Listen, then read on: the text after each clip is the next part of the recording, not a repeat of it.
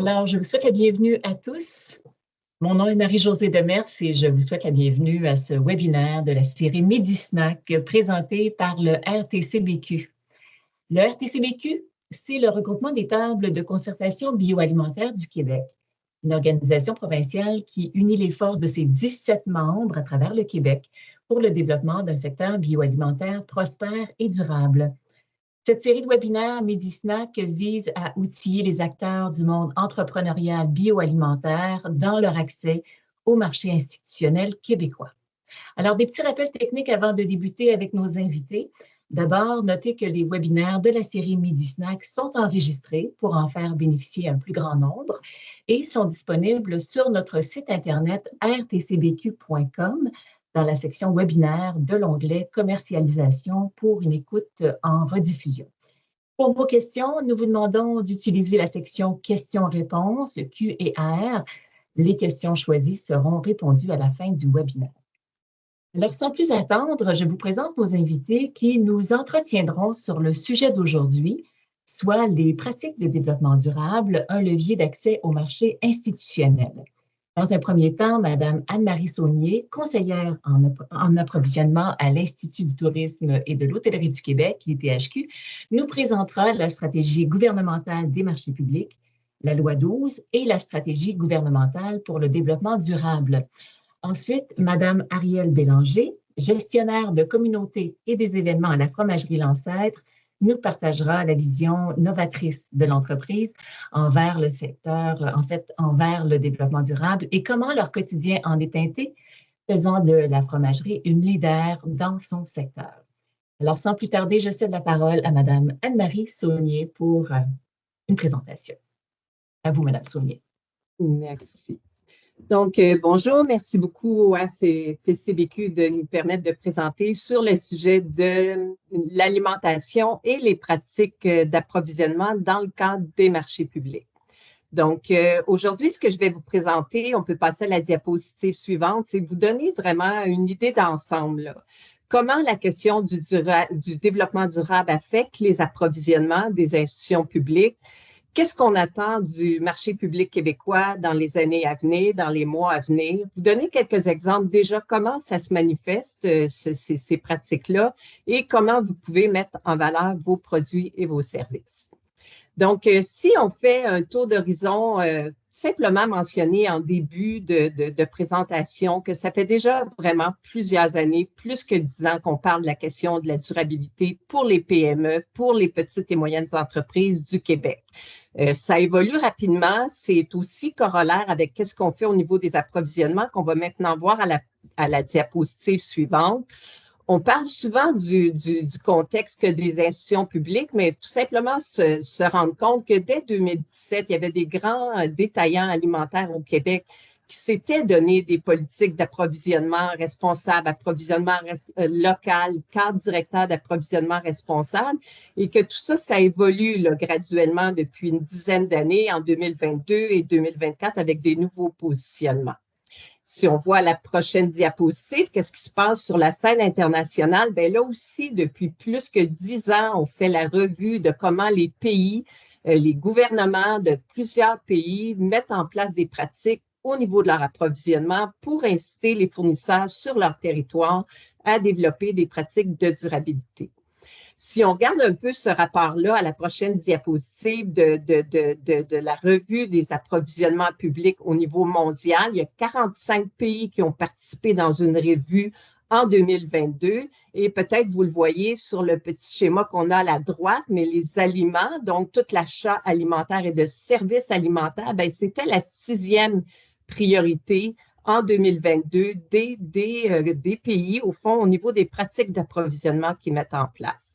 Donc, ça nous soulève là toute l'importance des marchés publics et qu'on puisse voir que qu'est-ce qu'on s'apprête à faire ici au Québec? Bien, c'est déjà en place partout et on attend déjà depuis une bonne dizaine d'années d'avoir des pratiques concrètes en matière de durabilité pour le Québec. Donc, qu'est-ce qui se passe au Québec? On a des cibles en acquisition responsable qui sont issues sur la diapositive de gauche du plan de la stratégie gouvernementale des marchés publics ou au niveau de la stratégie de développement durable. Dans les deux cas, il y a des cibles qui sont demandées. On demande aux ministères, aux organismes, aux réseaux de se donner des cibles en matière d'approvisionnement responsable. Comment ça va se manifester tout ça? On va le voir à la prochaine diapositive. D'abord, on a bien défini qu'est-ce que c'est qu'on veut faire en matière d'approvisionnement responsable.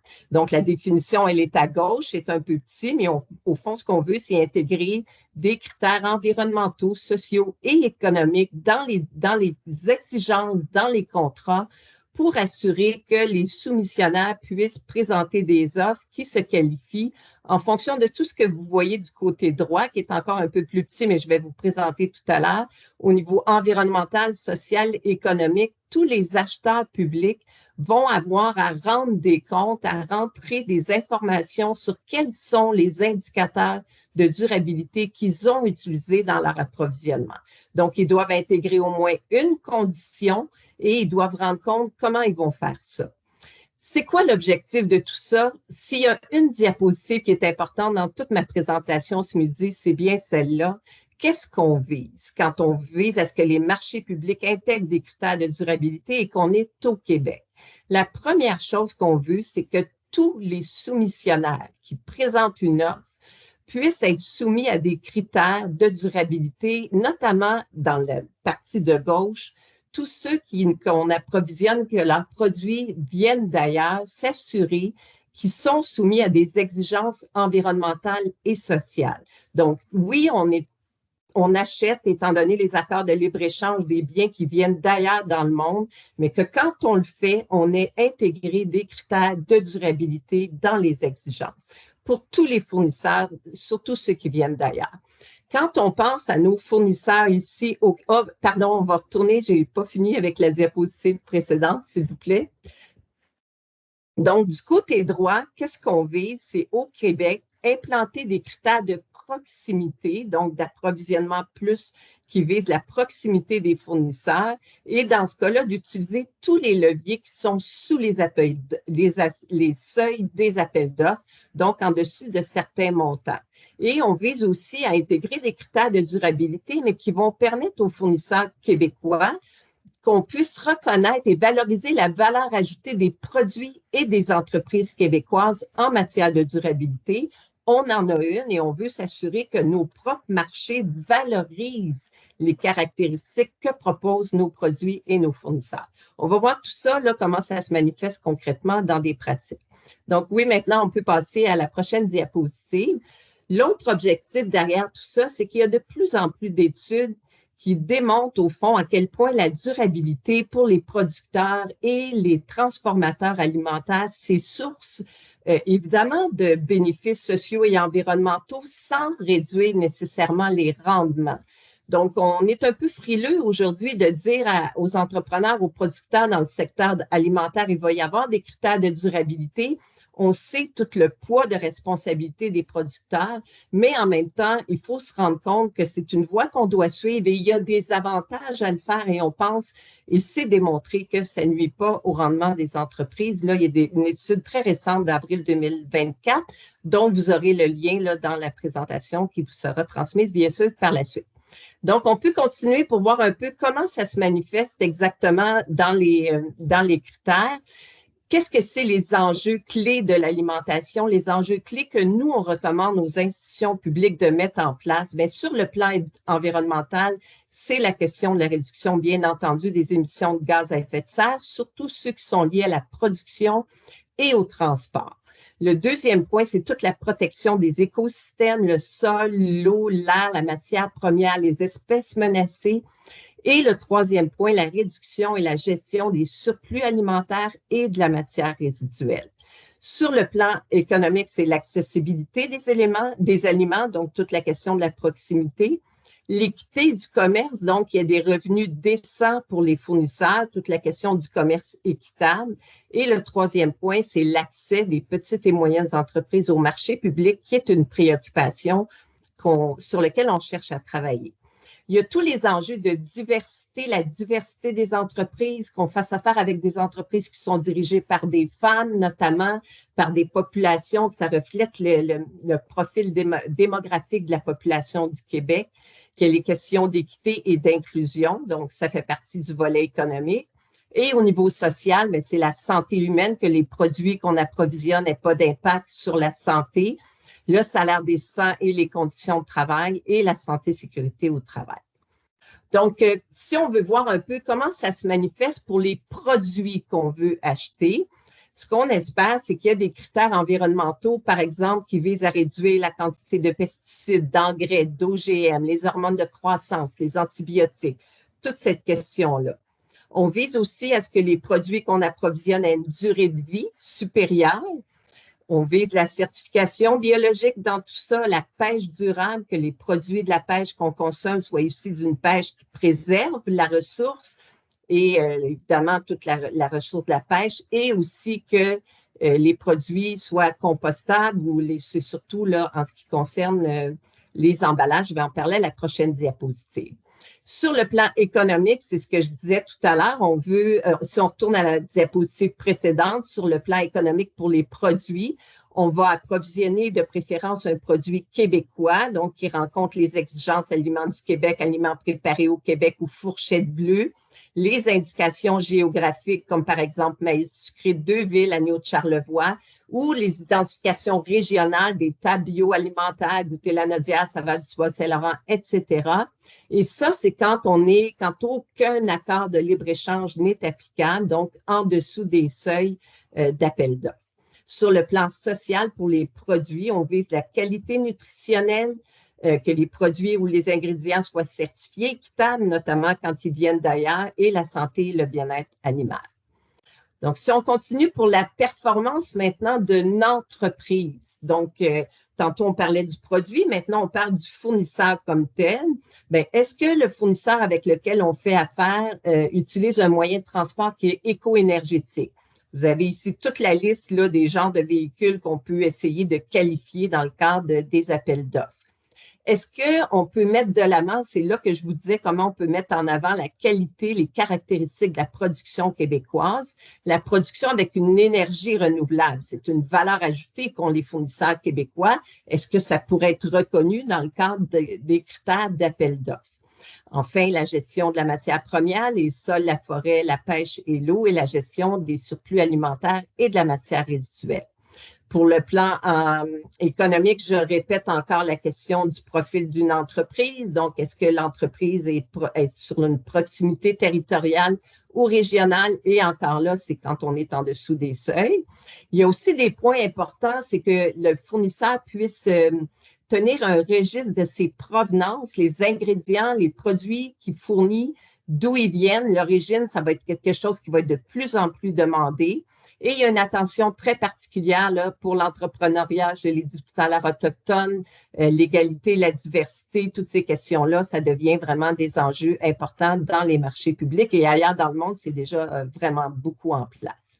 Le plan social, je l'ai dit tout à l'heure, santé et sécurité au travail, les mesures d'inclusion, et les entreprises d'économie sociale ou avec une mission d'entreprise sont aussi une préoccupation des marchés publics. Donc, on peut aller à la prochaine diapositive. Maintenant, c'est sur les emballages. Les emballages, il y a aussi un focus important qui va être mis, et on est en train de le tester en ce moment dans des appels d'offres. Donc, les formats ou les emballages qui soient éco-responsables en vrac à partir de produits concentrés, évidemment qui soient réutilisables, recyclables ou valorisables ici au Québec. Que le contenu soit recyclé, remis à neuf ou usagé, produit à partir de biens usagés, et que possiblement il y a une récupération éco-responsable en fin de vie par le fournisseur. Donc, ça, c'est des axes là, qui commencent à se mettre en place. Le volet économique, là où on met l'accent, c'est à ce que les acheteurs publics s'assurent que les formats qui vont demander dans leurs exigences tiennent compte des formats qui sont offerts ici au Québec, ou en tout cas qu'ils ne soient pas restrictifs du marché. Donc, c'est un peu les points qu'on voit. Et sur le plan social, c'est les mêmes que sur l'entreprise. Là, on en a déjà parlé. Donc, on peut passer à la diapositive suivante. Comment ça va être intégré, tous ces critères-là, pour vous donner une idée? Bien, d'abord, ça peut être une spécification sur un produit. Donc, demander, par exemple, des légumes, des fruits biologiques. Donc, on ne va pas laisser la porte ouverte à tous les types de fruits, mais on va demander dans certaines catégories, quand on sait que l'offre est disponible, d'avoir des fruits biologiques, du café équitable, des produits de la pêche qui sont responsables. Donc, ça va déjà être précisé, qui fait qu'un soumissionnaire ne pourra pas présenter quelque chose qui ne correspond pas aux critères. On peut aussi aller avec des critères d'évaluation de la qualité et faire appel à ce qu'on appelle une marge préférentielle qui va permettre au fond d'affecter une somme jusqu'à 10% supérieure à un achat qui provient d'un fournisseur qui présente des caractéristiques de durabilité que ne proposent pas les autres. Donc, ça permet au fond d'aller valoriser un fournisseur qui présenterait des pratiques là, qui sont innovantes. Et ça peut aussi être les critères d'exécution du contrat. Donc, on va avoir un contrat avec une institution pour 1 an, 2 ans, 3 ans pour produire un bien. Alors, à ce moment-là, l'acheteur public peut demander une amélioration graduelle, par exemple sur les livraisons, d'améliorer la livraison éco-énergétique d'une année à l'autre là, de la durée du contrat. Donc, c'est comme ça que ça va être implanté dans les marchés publics. Je vous donne ici l'exemple du CHU de Québec à l'Université Laval. C'est un appel d'offres qui a eu lieu en janvier 2024. Donc, à gauche en haut, vous voyez produits proposés devront respecter l'une ou l'autre des certifications suivantes. Donc, c'est l'une ou l'autre. Donc, ça peut être n'importe quelle de toutes celles qui sont énumérées ici. Aliments du Québec, préparés au Québec, les produits qui sont certifiés biologiques par Écossaire ou par d'autres certificateurs. Ça fait partie de l'ensemble de ce qui est demandé. Dans le bas à gauche, respecter l'ordre de provenance suivante. On va valoriser, dans le cas des légumes et des pommes de terre préparées, le fournisseur de la région de Québec, sinon du Québec ou du reste du Canada. Et si c'est non disponible, on peut aller dans l'Amérique du Nord et en aucun cas, le produit va pouvoir provenir d'une autre région que celles qui sont mentionnées précédemment. Donc, vous voyez, il y a quand même des clauses là, de proximité assez claires qui ont été implantées dans un appel d'offres. Après ça, vous voyez, le soumissionnaire, on lui demande aussi de dire est-ce qu'il y a une politique sociale, une politique de développement durable, est-ce qu'il s'est donné une politique pour ses propres approvisionnements. Donc, on va valoriser, on va accorder des points supplémentaires à le fournisseur qui peut présenter des caractéristiques comme celle-là. Et la question des emballages dont j'ai parlé tout à l'heure, là, vous voyez un peu comment c'est décliné. C'est assez conforme à ce qui vous a été présenté tout à l'heure. Donc, ça, c'était ici au Québec à l'Université Laval. Je vous ai présenté un peu ce qui se passe ailleurs au Canada. C'est intéressant aussi de voir qu'on n'est pas juste ici au Québec, dans le cadre du canadien, de mettre en place ces pratiques-là. L'Université de Colombie-Britannique a fait l'analyse de l'ensemble de ces grandes activités et ils ont documenté que tout l'approvisionnement alimentaire, c'est une de leurs grandes priorités. En fait, c'est la deuxième catégorie la plus élevée en termes d'émissions après les déplacements de domicile-travail de leurs employés. Donc, c'est très important. Et on va voir à la diapositive suivante, ils ont mis en pratique des actions qui sont très concrètes. Donc, quand on va dans le service alimentaire, il y a un étiquetage obligatoire et les plats portent une étiquette. Donc, l'étiquette est verte, jaune ou rouge pour pouvoir qualifier, au fond, que l'usager puisse voir l'assiette que je vais utiliser aujourd'hui, est-ce qu'elle est très performante, moyennement performante ou pas du tout performante sur le plan des émissions de GES. Il y a 775 plats qui ont été examinés pour permettre, au fond, là, d'avoir ces labels-là qui sont apposés sur une assiette. Et il y a des universités ici au Québec qui sont déjà sur le point, si ce n'est pas déjà fait, de faire la même chose. Donc, on voit là que c'est quelque chose qui va être très avantageux de mettre de l'avant au niveau des produits des entreprises parce que ça va être de plus en plus considéré. Donc, si on va, je pense, ma prochaine diapositive pour voir comment vous pouvez mettre en valeur vos produits, que vous puissiez voir. Comment ça se passe en ce moment? Bien, au niveau du grand centre d'acquisition gouvernementale qui fait des regroupements d'achats à l'échelle provinciale, on commence à intégrer ces fameux critères de durabilité-là qui vont toucher tous les fournisseurs, peu importe leur provenance, et notamment ceux qui viennent d'ailleurs, intégrer des critères de durabilité. Le marché a été sondé et des critères commencent à s'appliquer définitivement sur les produits alimentaires. Au niveau des CIS, des CIUS, des universités, des cégeps, qui achètent directement sans participer à des regroupements d'achat, eux sont plus avancés, je dirais, pour avoir intégré déjà des critères de durabilité dans certains cas, surtout sur les contrats pour des services de concession alimentaire. Il y a des critères de durabilité et de proximité régionale là, qui ont été implantés, comme on a vu dans le cas de l'Université Laval. Quand on parle, au fond, de ces universités-là, des institutions, ils vont donner le contrat à un concessionnaire ou à un traiteur qui, lui, va faire affaire avec des fournisseurs québécois. Donc, ces contrats-là aussi commencent à intégrer des critères de durabilité, surtout dans le cas des concessionnaires, par exemple, qui se sont fait imposer un critère par leur client, l'université, le cégep, qui leur a donné un contrat en demandant aux concessionnaires d'avoir des pratiques d'approvisionnement responsables. Bien, le concessionnaire, à ce moment-là, n'a pas le choix. Donc, quand il va approcher les fournisseurs québécois, bien, il risque d'avoir des critères de durabilité.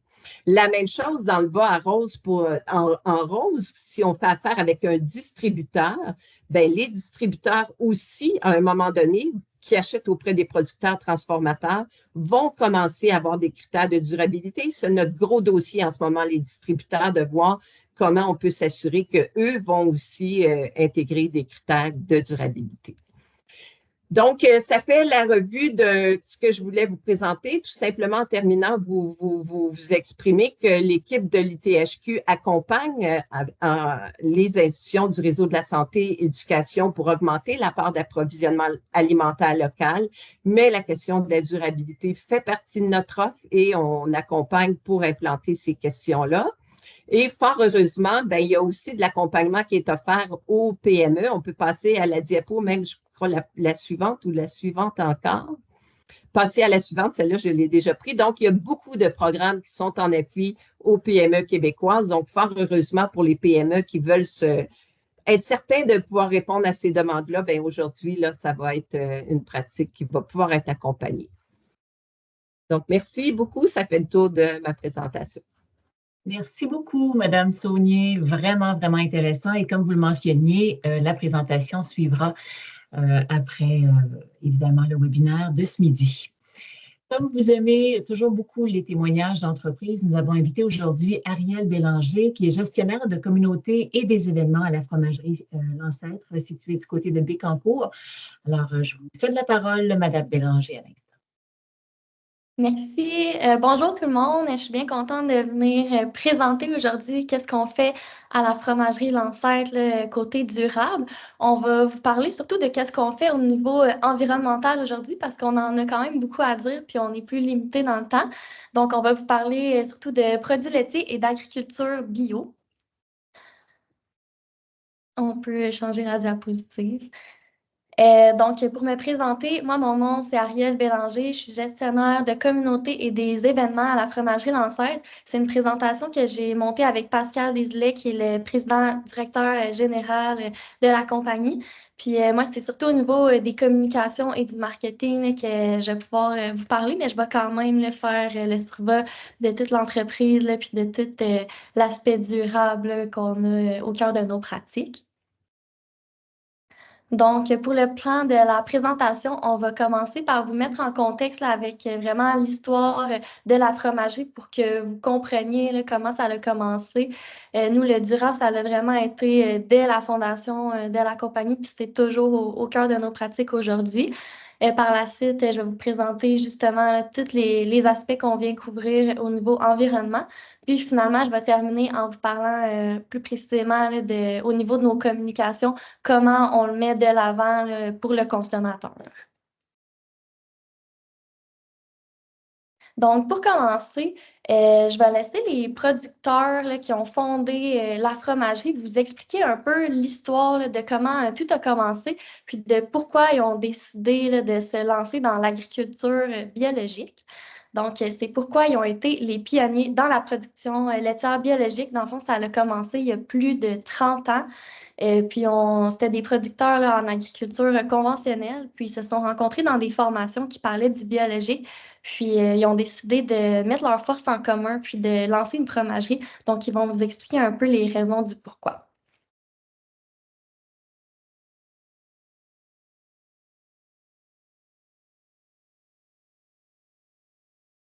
Est-ce que vous avez du son? Moi, j'en ai pas de mon côté. Non, on ne semble pas avoir le son. Beaucoup sur la santé, la on l'a nutrition. maintenant. Ça fonctionne. Puis, On a pris le virage bio probablement pour notre santé. Fait qu'on a décidé de virer le troupeau bio pour notre santé. c'est mes parents qui ont commencé ça en 85. Moi, j'étais à l'école à l'époque. Ma mère a commencé à aller puis à s'interroger beaucoup sur la santé, la nutrition. Puis à partir de là, on s'est posé des questions sur la façon de produire les aliments. Ça m'a tout de suite émerveillé, les conférences qu'on a eues, les producteurs qu'on a rencontrés. Quand ils nous parlaient, ils ne parlaient pas, c'était pas le même discours que les conventionnels. Les conventionnels, ils nourrissent une plante, ils parlaient beaucoup de la plante. Puis les bio, eux autres, ils parlaient beaucoup de la terre. Ça me donnait, je pense, l'opportunité de respecter la nature, ce qui était important pour moi. Puis aussi, j'étais sur le point d'avoir une famille, puis je voulais élever ma famille dans un milieu biologique sans intrants, sans herbicides, sans contaminants. Ça a commencé par un groupe de personnes qui se sont connues lors de formation en agriculture bio.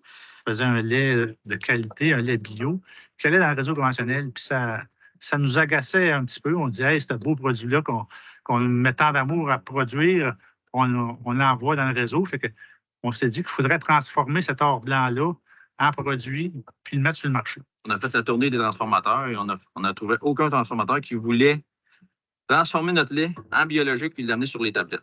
On a décidé de partir une fromagerie en gang. Ça donne la chance aux consommateurs d'avoir un produit de qualité. On s'est posé la question, mais quel fromage on devrait faire pour transformer le lait de 10 producteurs et rejoindre la masse des consommateurs? Finalement, si on veut que notre fromage, notre lait se vende, l'appeler l'ancêtre parce qu'on voulait faire un fromage comme anciennement. Donc, voilà, pour résumer, en fait, là, c'était des agriculteurs dans le conventionnel.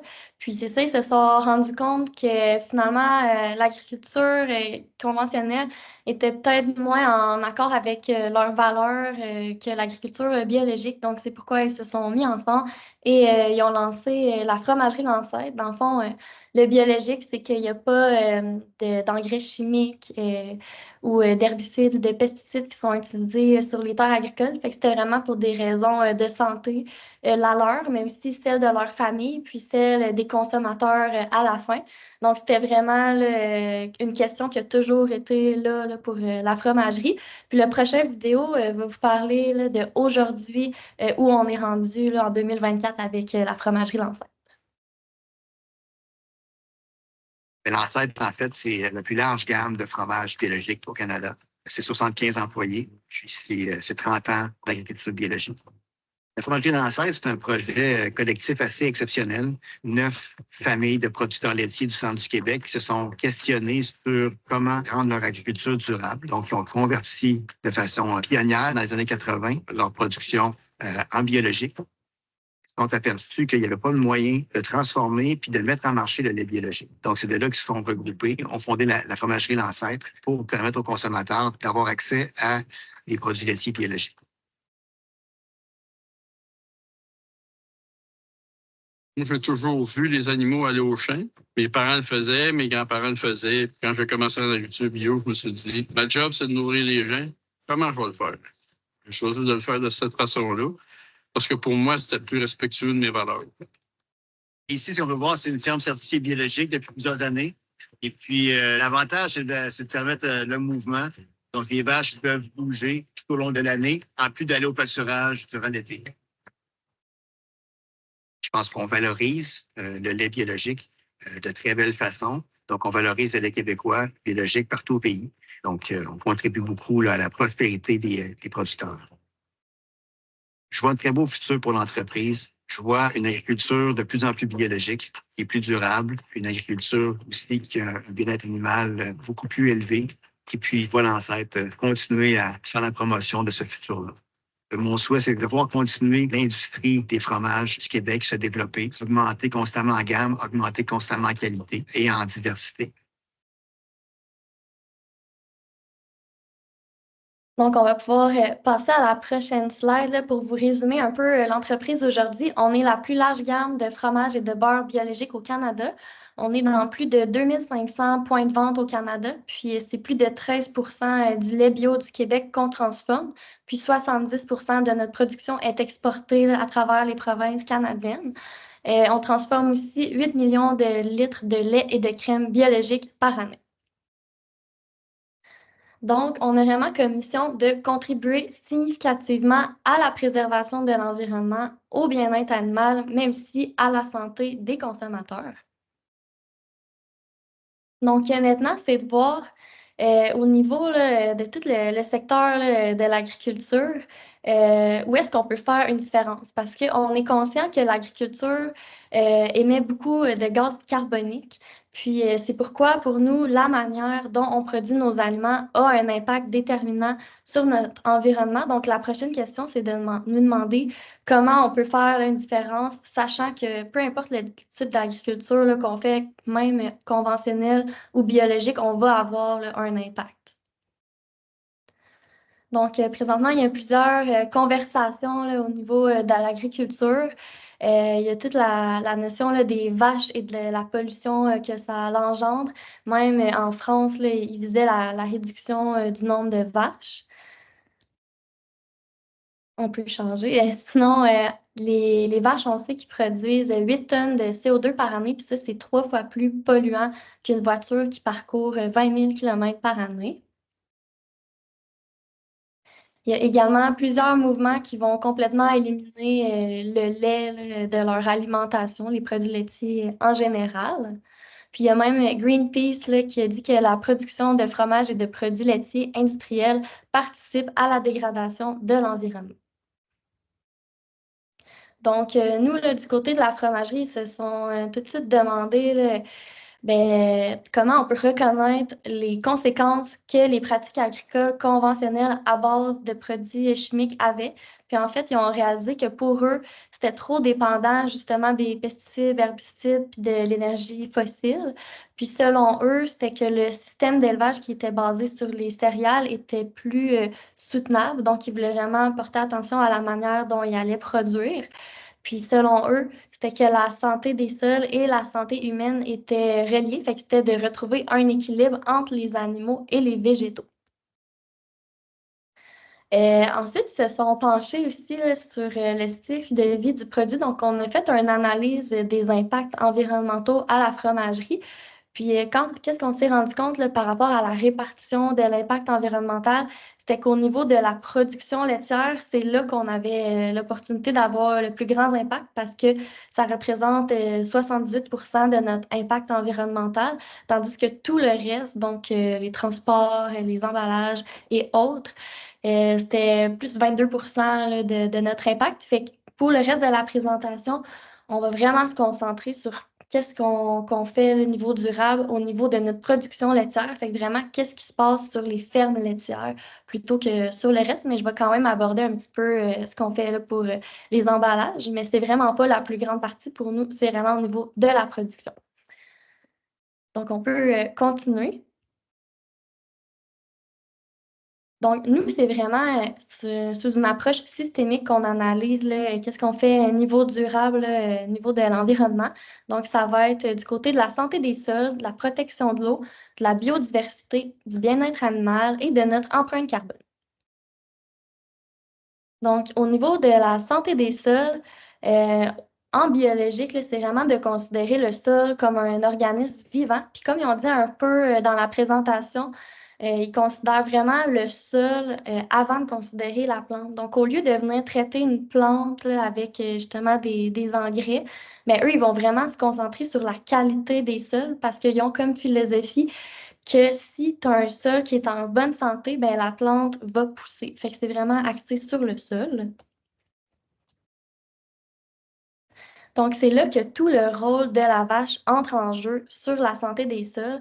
En fait, la vache là, a pour rôle de manger un maximum d'herbage biologique parce que ça fait en sorte qu'elle va valoriser un aliment qui est non consommable par l'être humain, mais qu'elle peut le transformer en protéines de haute qualité. Puis c'est ça qui va faire en sorte qu'elle va pouvoir fertiliser le sol avec ses déjections.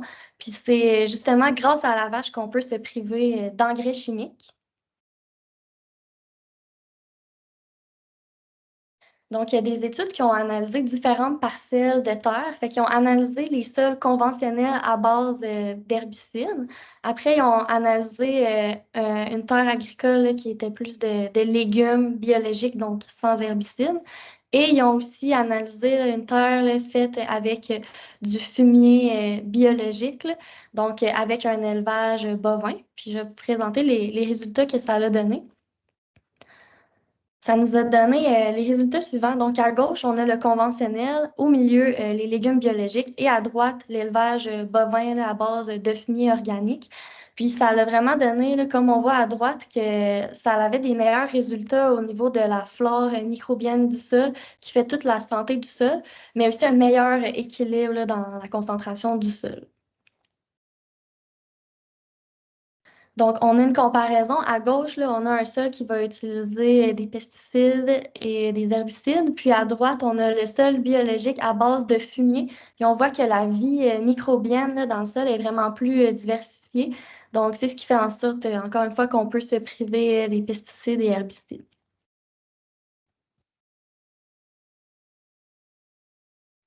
Puis visuellement, là, ils avaient même pris des photos là, pour montrer la différence là, entre le sol avec et le sol sans OGM. Au niveau de la protection de l'eau, le fait qu'on fonctionne comme ça, là, au niveau des sols, ça nous permet d'augmenter l'infiltration d'eau dans le sol. Donc ça vient diminuer l'érosion, les inondations et les sécheresses. Mais également, ça protège les cours d'eau de toutes les toxines que normalement en conventionnel auraient été libérées dans les eaux. Fait qu'on a aussi un rôle au niveau de la protection de l'eau.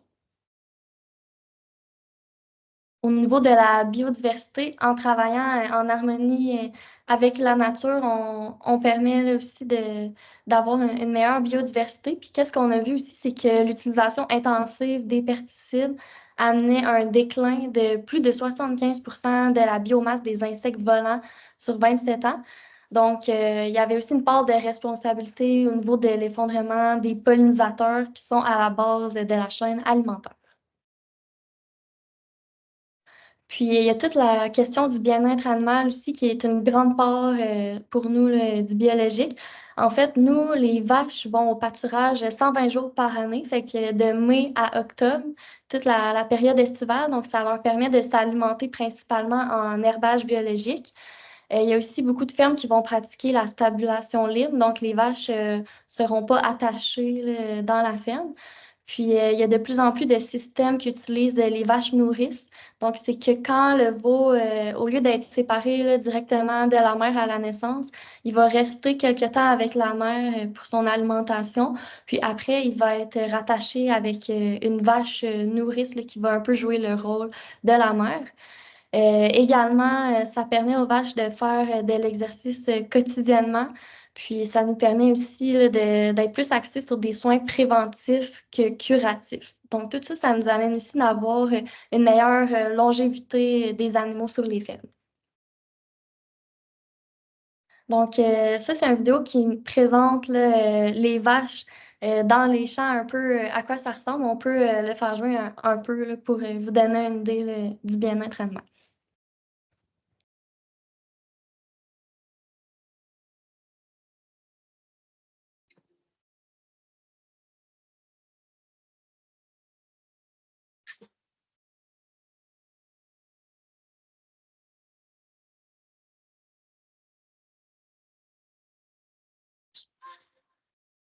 Puis dans les vidéos, il y a des vidéos que c'est les fermes qui nous ont envoyé directement des premières sorties des vaches ici au mois de mai.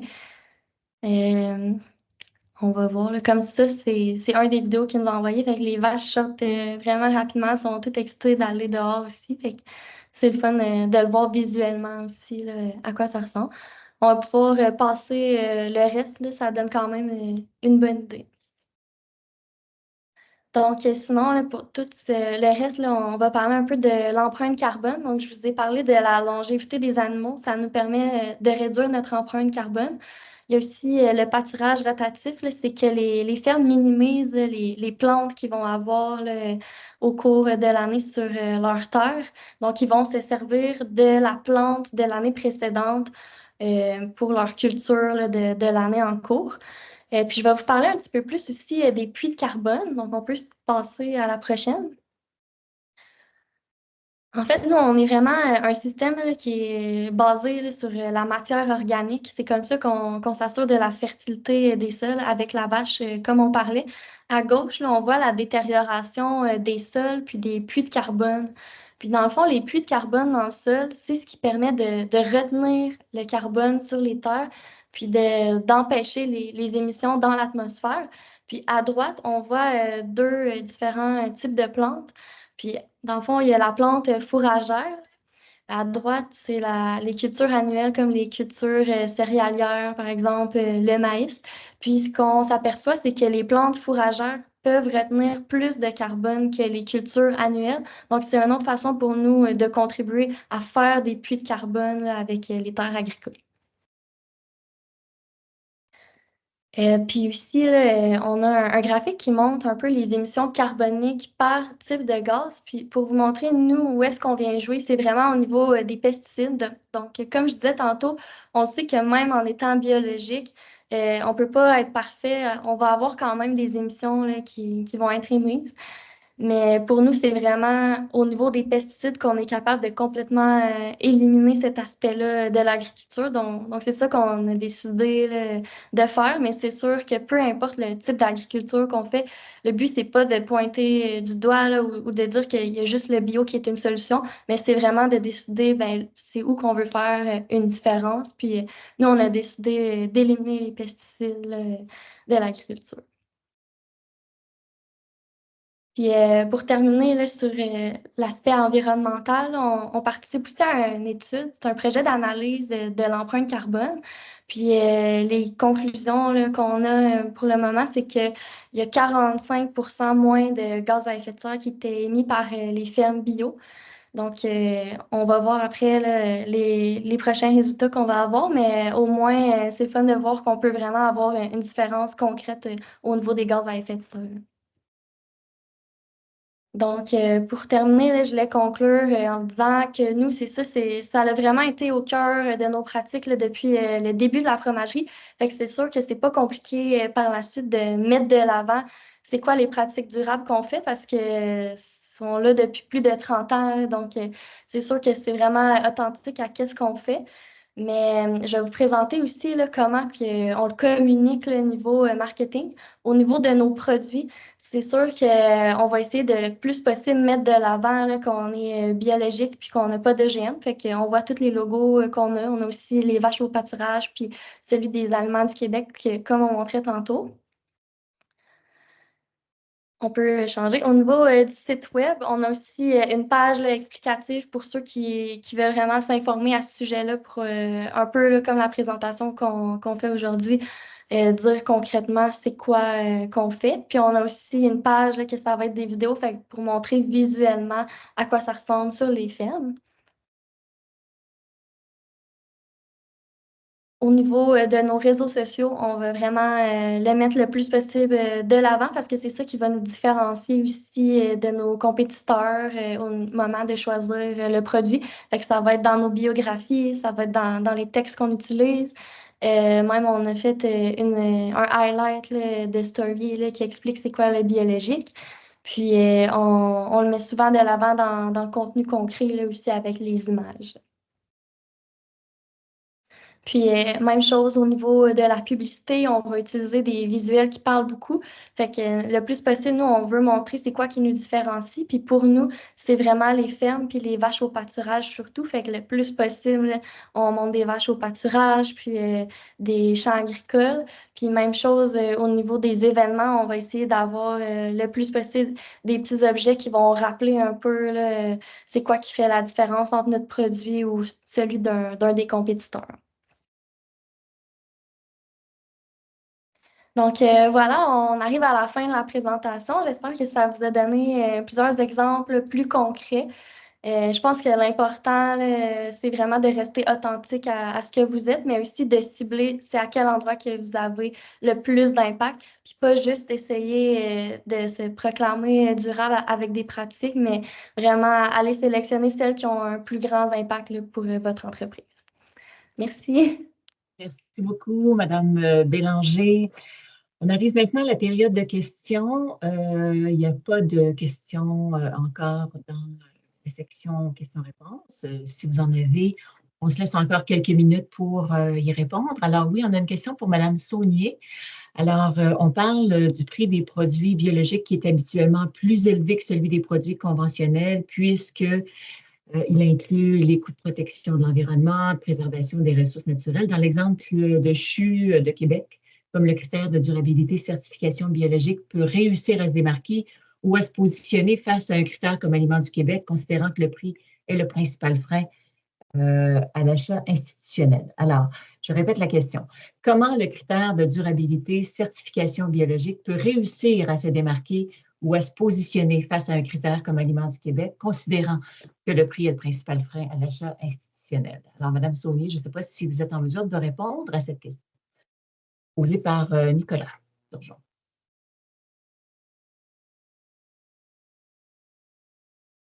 Alors, peut-être activer votre microphone, votre caméra, si vous êtes encore parmi nous, Mme Saunier. Pendant ce temps, on va y aller d'une autre question. On nous demande à quelle fréquence la fromagerie met à jour son plan de développement durable ou est-ce qu'il est toujours en développement et comment faites-vous pour être toujours à l'avant-garde dans votre secteur, Mme Bélanger? Je ne pourrais pas dire si on le met à jour là, à une fréquence déterminée. Là, de ce que je vois là, présentement, c'est plus que c'est comme constamment là, au cœur de nos décisions, étant donné que c'est comme à la base là, de la mission de la fromagerie. Comme présentement, j'ai pas trop abordé un peu les emballages, là, mais on est en train de développer des emballages recyclés. Mais présentement, on est plus là, dans les emballages qui nous permettent d'avoir une meilleure durée de vie. Mais c'est comme toujours au cœur de la prochaine décision, en fait. Ça serait ma réponse. Et donc, vous êtes toujours en mode vigie, regardez ce qui se fait Ouais, ailleurs vraiment. sur le marché pour rester à jour au niveau de ce qui se passe sur le marché. Ouais. Madame Saunier, vous êtes de retour parmi nous. Est-ce que vous avez bien entendu la question qu'on nous a posée? Alors, je vous laisse la parole. Non? Je vous répète la question. Alors, comment un critère, on revient à l'exemple de CHU de Québec, comment un critère de durabilité, certification biologique peut réussir à se démarquer ou à se positionner face à un critère comme Aliments du Québec, considérant que le prix est le principal frein à l'achat institutionnel? Mais dans le cas qu'on a vu de l'Université Laval, c'est en fait de pouvoir se prévaloir d'une certification ou une autre. Donc, il n'y aura pas nécessairement une comparaison entre une certification et une autre, là. Donc, ça, qu'on arrive à discriminer la valeur qu'on va donner à un type de démarche versus un autre, on n'est pas encore là dans les marchés publics. Ce qu'on cherche à faire en sorte, c'est qu'il y ait au moins une condition de durabilité qui soit implantée, souvent la plus importante. Mais là, encore là, de dire qu'est-ce qui est plus important, une certification biologique versus un approvisionnement de proximité. Honnêtement, les acheteurs publics ne sont pas rendus à avoir des échelles qui leur permettent d'évaluer ça là, comme tel. Ça, c'est la réponse que je peux vous donner pour le moment. Donc, c'est si on n'est pas un fournisseur du Québec ou si on est un fournisseur du Québec qui vise les marchés internationaux, de viser le biologique et de viser la réduction de tous les aspects environnementaux le plus possible dans sa démarche. C'est sûrement la bonne approche à avoir, mais on n'est pas encore rendu à comptabiliser au niveau des marchés publics. Hein? Très bien. Merci beaucoup de votre réponse. On laisse encore quelques secondes, le temps de vous informer peut-être que l'enregistrement du webinaire d'aujourd'hui sera disponible dès aujourd'hui sur le site du RTCBQ. Alors, je vous rappelle, rtcbq.com. Et afin de nous aider à demeurer pertinent avec le contenu qu'on vous propose dans cette série-là, nous vous remercions à l'avance de compléter un formulaire d'évaluation qui vous sera acheminé là, à la suite du webinaire d'aujourd'hui. Alors, je vois qu'on n'a pas de nouvelles questions. Je vous invite à notre prochaine rencontre qui aura pour thème des opportunités régionales pour l'accès au marché institutionnel. Ça se tiendra le mardi 7 mai dès midi. Alors, en espérant vous y croiser. Nous vous remercions beaucoup de votre participation à ce webinaire. Merci beaucoup à nos participantes, Mme Saunier, Mme Bélanger, très pertinent, très intéressant comme contenu qui vous sera acheminé également dans le suivi de ce webinaire. Alors, je vous souhaite une très belle journée. À très bientôt. Merci, Merci, au revoir. bonne journée. Au revoir.